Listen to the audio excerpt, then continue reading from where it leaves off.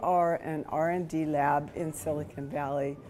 We're about 50 people. We have 20 PhDs, actually 21 now. A few programmers, most of our PhDs, of course, program. And we get up to 50 with our support people, but we have a lot of interns, visiting scientists from many places, and we also have an increasing number of people from Japan. We're trying to get the people from Fuji Xerox Japan over there, so tech transfer is a little bit easier. Our areas of expertise, I'll talk more about those later, but we're multimedia, sensors, collaboration tools. So Fuji Xerox pays for us, and they want us to invent the next business for them. Obviously, there was xerography, which made them a fortune. That business is kind of dying, so we're supposed to come up with the next new business, which is roughly an impossible task. But what we can do is the same thing you guys do, is to innovate and try to think of new ideas, and maybe one of them will get big. Who knows? And so we're supposed to translate this technology into Fuji Xerox products, but a lot of the time we end up licensing it to other people. So our history, most of you have maybe heard of Xerox PARC. So that's the famous Xerox lab that Apple went and visited, Steve Jobs went and visited and ripped off all their technology because Xerox couldn't figure out how valuable that this was going to be the next PC. So anyway, Fuji Xerox decided they wanted a lab just like that. Hopefully not the rip-off part, but they wanted a famous lab like Xerox PARC.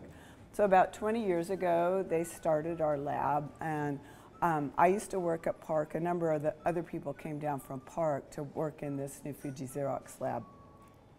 So we've done a lot of stuff over the years.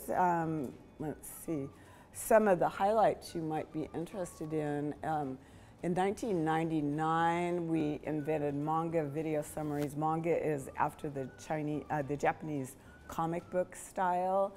So basically, it takes a video, any video, and produces this summary by picking out the best keyframes. The idea is that the more important the keyframe, the larger the image, and the smaller ones are just kind of connecting, showing the action. So just like a comic book is.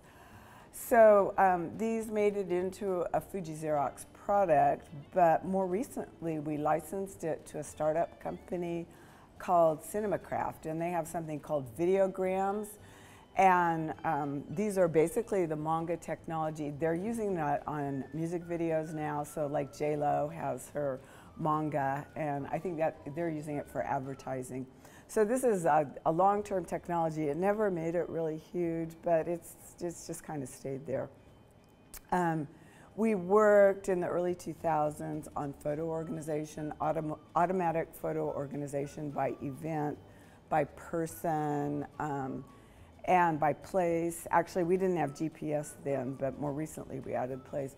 The problem with this one was nobody wanted to pay for that software, and so if you go, like Google, if you look at their photo books now, those are getting pretty good. So it's similar technology. Where you might see this technology is if you make a photo book from Fujifilm. They have an online thing there, you can build your photo book. So you might see some of our technology in that. So no great successes yet, which is kind of the story of us. But Flyabout, take a look at that picture in the upper right. What does that look like to you? This was in the early 2000s. So some guys from the lab went, put panoramic cameras on a car, and they drove around Lake Tahoe first, and they indexed that to a map, panoramic video index to a map. So obviously this is Google Street View, 7 years before Google had Street View. So actually, I'm not supposed to say this, but I always like to brag, but we finally, our lawyers talked to their lawyers for a real long time, and so we did get some money for that technology. But I think that's another problem that maybe you guys as innovators might have. Sometimes your technology is a little bit too early for the market. You can't figure out how to market, and then somebody else comes along several years later and really makes it big. So I don't know what the solution to that problem is. Another technology we worked on is visual search. So there's tons of systems like this. We were early on where it's like AR, the precursor to AR, where you hold your phone over an image, it recognizes the image, and then it'll link it to media. So this is a product in Japan called Skydesk Media Switch. Their technology in Japan is a little bit behind the times, unfortunately. They're not that good at keeping up with the technology, but that's one of our technologies that we did get to market.